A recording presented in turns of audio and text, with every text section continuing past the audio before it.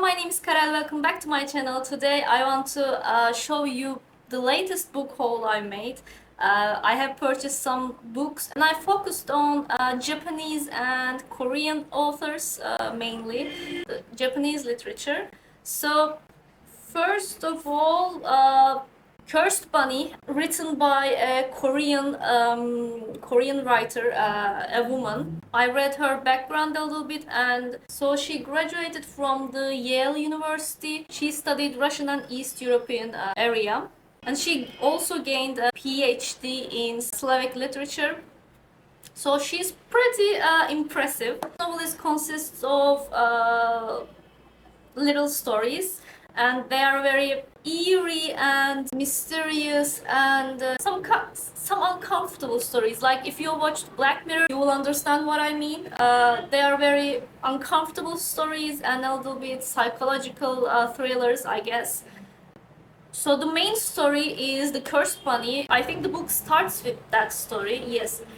It's a conversation. It starts with a conversation between a child and its grandfather. I think the grandfather is a shaman. I'm not sure, but he tells that I think his friend, an honest man, is driven to suicide because of a smear campaign. He made an artifact, a cursed artifact, a lamp shaped like bunny, to avenge his friends, and I think it's really interesting, and I'm not sure, but I think all the stories here are connected somehow, but I'm not sure. And I think I've never read a Korean writer before. I'm not really sure, but maybe I did. But I'm really excited to read this one. So here is Where the Wild Ladies Are by Aoko Matsuda, also a woman. And she won the 2021 World Fantasy Collection Award, which is impressive. There are also multiple stories in here. So this is the collection of feminist retelling of old Japanese folk stories, like folk tales. I'm not really familiar with Japanese folk tales. Well, maybe a couple because I love watching anime and reading manga, so I think I'm familiar with them, even though I don't really know at the moment. There are spirits here, uncanny stories, also stories that makes you kind of uncomfortable, I guess. But I'm really curious about to read this feminist retelling of these stories.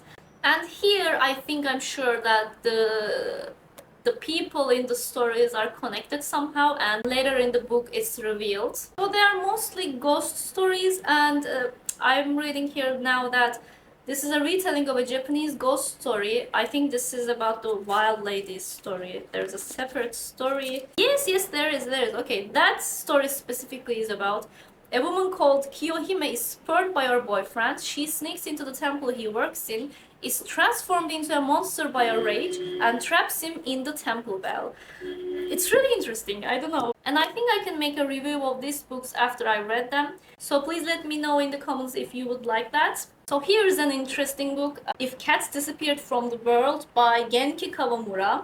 The plot is really interesting. The books I've shown you before, they are uncanny stories, uncomfortable stories.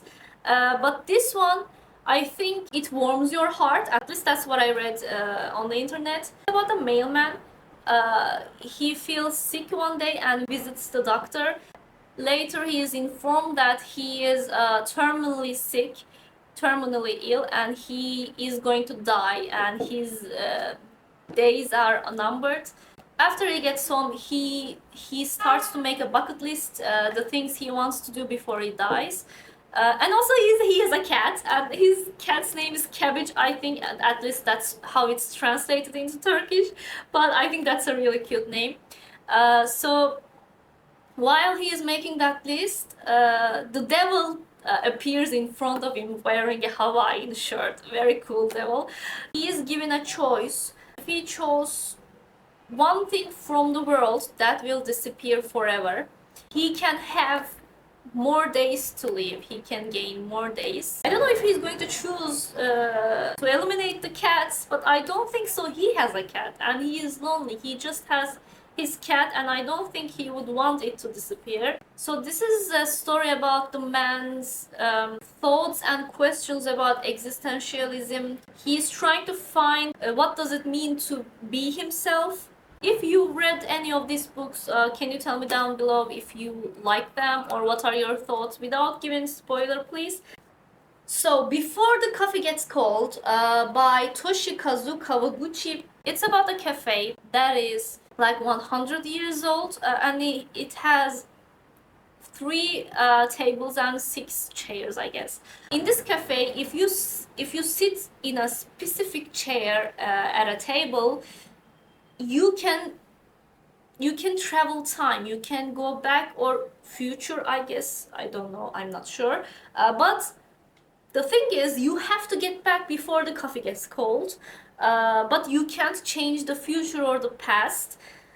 And also there's a ghost involved, I guess. The ghost is occupying this table and gets up occasionally. Yeah, that table is reserved to a ghost, basically.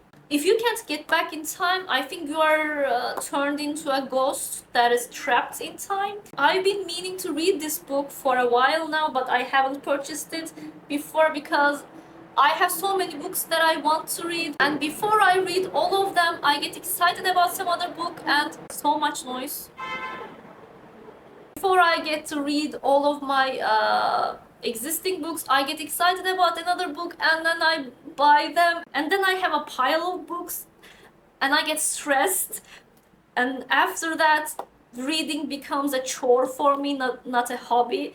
That's an issue for me. I do this with a lot of things like video games and TV shows and movies, but that's a me problem. I'm going to get over it eventually. I'm trying.